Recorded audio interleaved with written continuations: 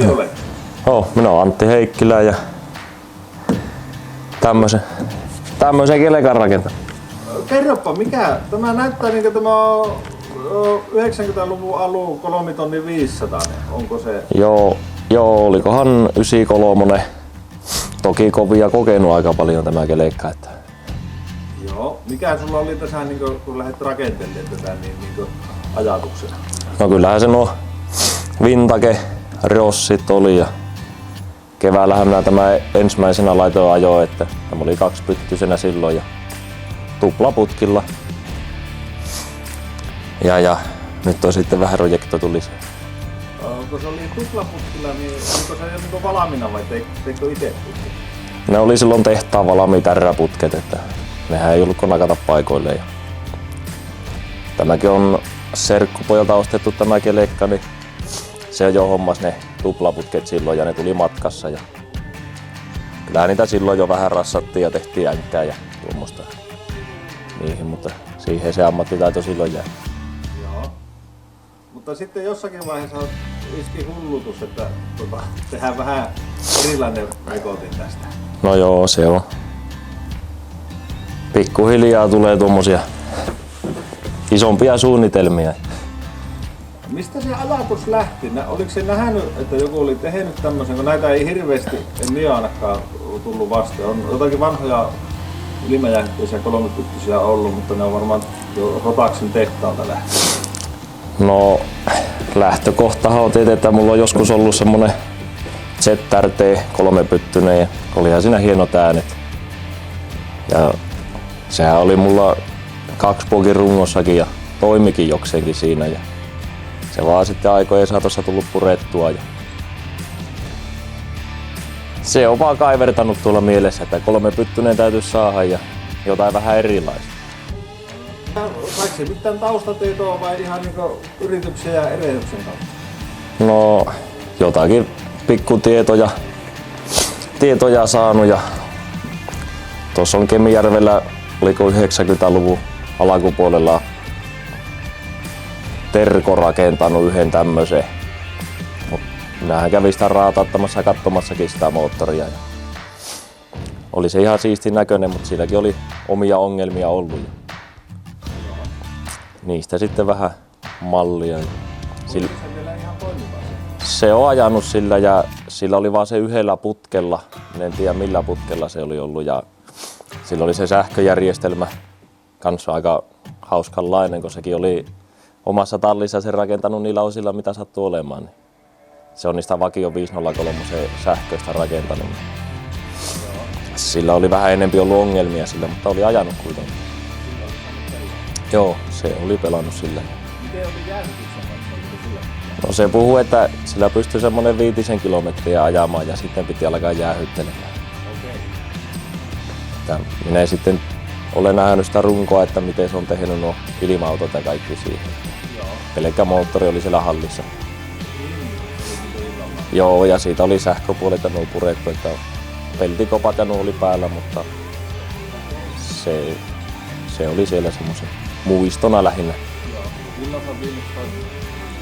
Se on varmaan silloin 90-luvulla milloin se oli. Joo. Miten sulla on tämä on toimiva kelekka ja tässä on toimivat sähköt? No, tällä on nyt hallia kierretty aika lailla, vähän sääjetty ja pikku reissu, semmoinen 20 kilometrin reissu käytiin. Pelasi aika hyvin. Joo.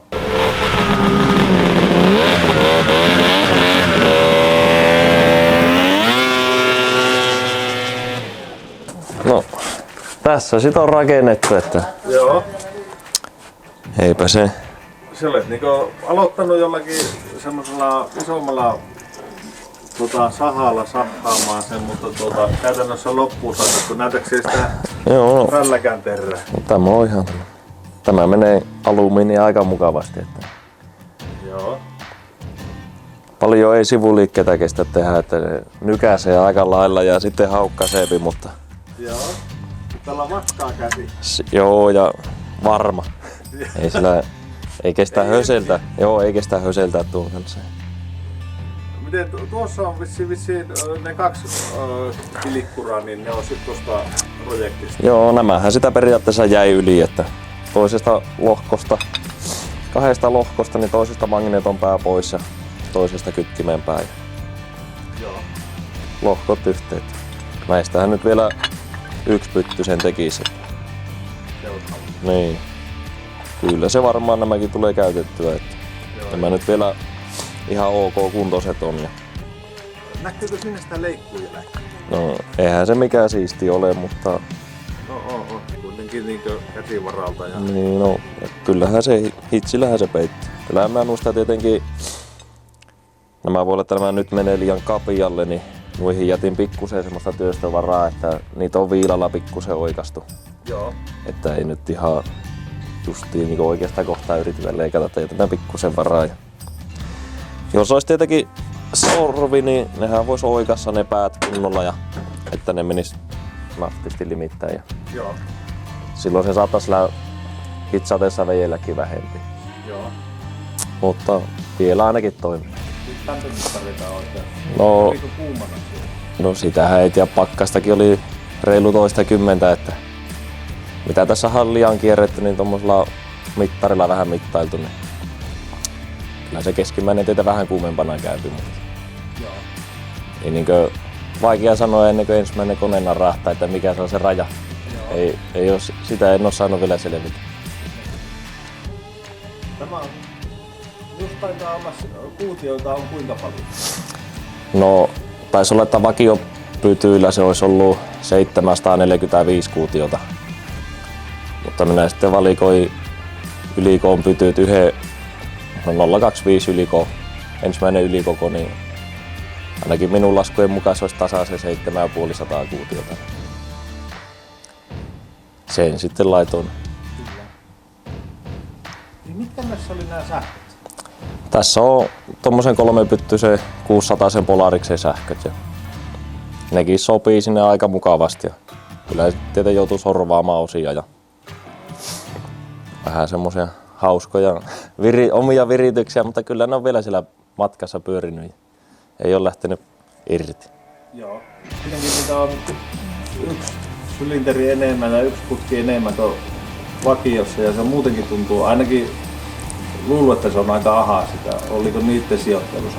No, päivä siinä meni, niin ne oli niinkö tuonne hepattuna, että tietenkin toinen päivä hitsata niitä. Että sille aika pitkä projektihan se oli, mutta yllätyin itsekin, että se periaatteessa on laittanut vaan kaikki kasaan ja sopimaan paikoille ja ne on siinä ollut ja tällä on nyt ajettu. Joo, kuinka kauan meni nyt? No, marraskuun 25. päivä illalla aloin leikkaamaan lohkoja ja 23. 24. joulukuuta silloin puolilta öin oli käynnissä. Sanotaanko normitallissa ei ole mitään hienoja CNC-jyrsimiä ja vehkeitä ollut, että ihan käsityö. No joo, kyllä periaatteessa rälläkkä, no tikki mulla on, pystyy alumiini ja ohutta peltiä hitsaamaan vähän helpommin. Sittenpä joko normiporakonetta ja pylväskonetta. Joo.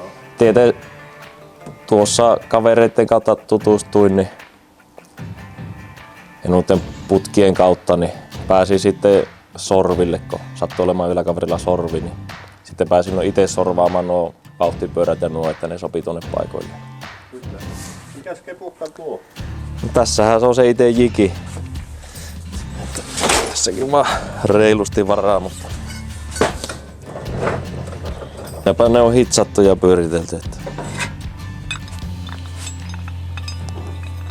Vähän vaan lohkot halakassa on tietenkin ja pultataan tuohon yhteen. Joo. Niin. Tietenkin katsotaan kohilleen. Joo. Tällähän se tulee niinku laakerilinja puutapasti suoraan, ainakin oletetaan. Joo. Ja tähän saumaan kohdalle niin minun on pyty laittanut päälle. Se on sitten tietenkin vähän kampikammiota mittonut sitä leveyttä, että se olisi oikein. Ja, että niissäkin on aika isoja eroja. Että kyllä se periaatteessa tulee sillä, että kun pytyn nakkaa päälle, se käy siihen, niin se on siinä. Joo. tarvinnut hirveästi. Niin, että se on semmoista millipeliä, että ei ihan niin tarkka. Tietenkin täällä päätössä pitää katsoa, että Stefan ura on kohdilla. Joo. Siinä on periaatteessa nuo kattopin, niin pultithan sitten käy. Tässäkö sä teit sen kampiaksi? No kampiakseli, minä kävin prässäämässä sen tuolla kaverin luona. Sillä oli prässi, että sitä minä en kehannut investoida. Ja tässä minä oikeastaan se sitten suoraan naputtelin. Joo. Se, niin se siellä kasattiin ja täällä sitten naputeltiin. Tietenkin siinä kasausvaiheessakin sitä pitää vähän katsoa suoraan. Joo. Mutta kyllä siinä sai useamman tunnin miettiä ja pähkäillä ja naputella. Niin siitä sitten semmonen kultainen keskitie. Eihän sitä suoraan tullut. Ja kyllä sinne aika raaka heittokin jäi, mutta Niissä on jo, taitaa olla jo Itävallasta tullut siitä olla aika heittoja. no se yksi kone, mikä oli käyntikuntoinen, minkä minä myös purin tähän projektiin, niin siinä oli kytkimen päässä 50 heittoa, että sen näki aika reilusti, mutta silti se lähti tosi hyvin käyntiin ja kävikin hyvin. Joo. Sekin oli 535, että tämä on tehty tuohon vanhan mallin lohkoon, että siinä on pienemmät laakerit. Alkuperäinen suunnitelma oli, että olisi ollut se uuden mallin lohko. Joo. Siinä on isommat ne laakerit, että se olisi sitä kautta kestävämpi, mutta niitä ei sitten löytynyt siihen hätään ja semmoiseen hyvään rahaan. Niin Joo. tehtiin sitten noista romuista. Kyllä. Ja siinä nyt muuten tämmönenkin projekti ja ensimmäinen, niin siinä on aika paljon niitä asioita, mikä siellä voi mennä pieleen. Että Joo. sen takiakaan menee ihan priimaa osaa alkanut ostamaan. Kyllä. Että miten käyttäytyy. Niin, männät ja Stefat on uudet tiivisteet. Ja loput onkin sitten noista käytettyjä osia, mitä on laitettu.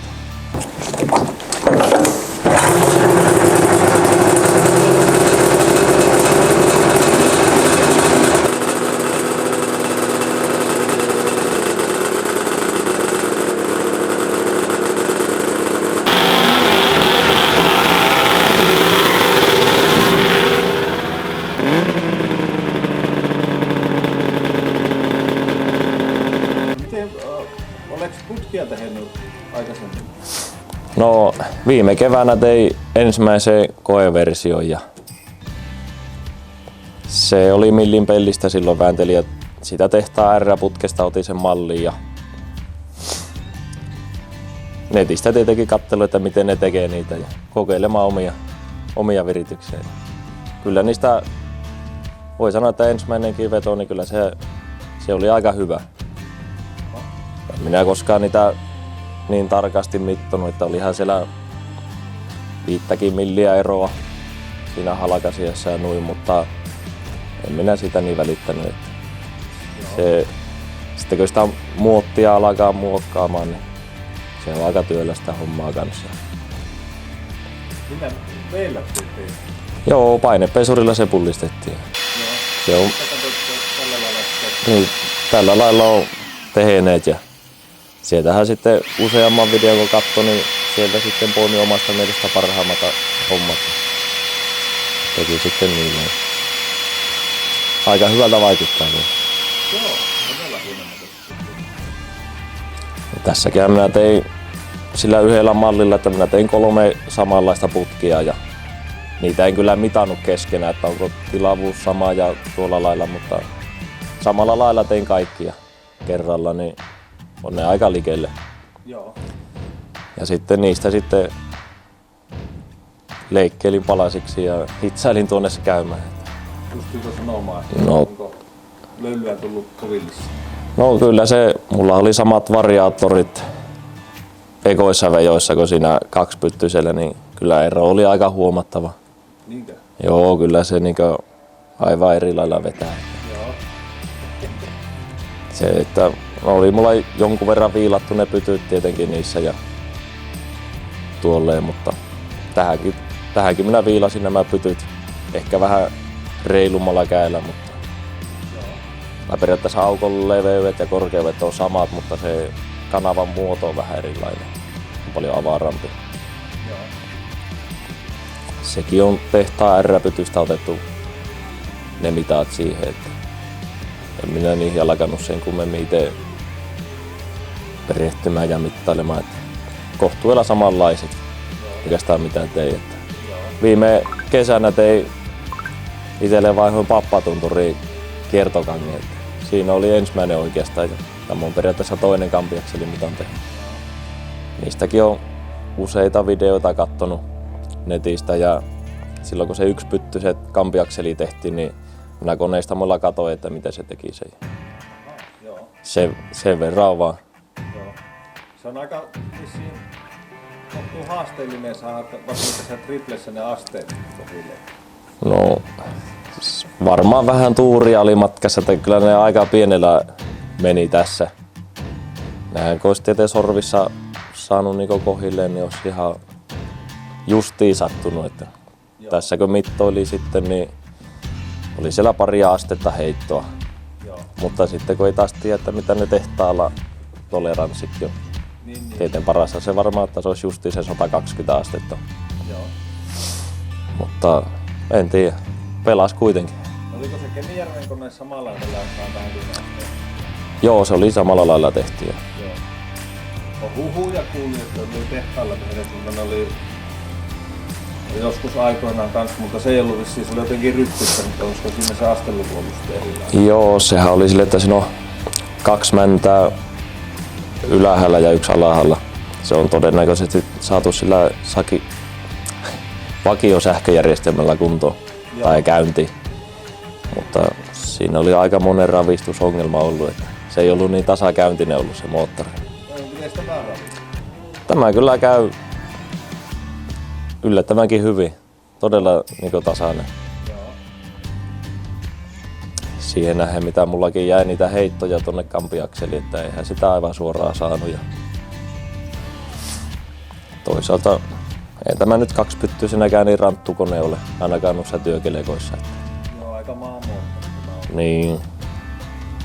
Että, No miten jatko nyt?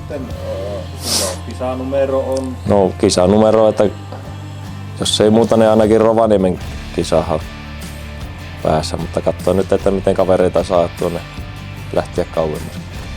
Koittamaan ainakin, että tässä tällä itse radallakin käyvä, mutta iskarit on kokonaan tekemättä, että nyt on vaan tekniikka jonkunlainen. Todennäköisesti pelaava, mutta sitähän ei taas tiedä, miten se tuonne raalle, kun lähtee huuvattamaan kunnolla. Se, että kun itsekään en ole koskaan ajanut radalla, että olisiko parempi, että kysyisi jotain kaveria, joka osaisi ajaa, jos se haluaisi ajaa tällä. Ja on se viitakesommahan se mukaan. Paljon suuri osa on harrastelijaa, varsinkin näissä vanhemmissa luokissa. Että ehdottomasti kyllä kannattaa lähteä kokeilemaan itsekin.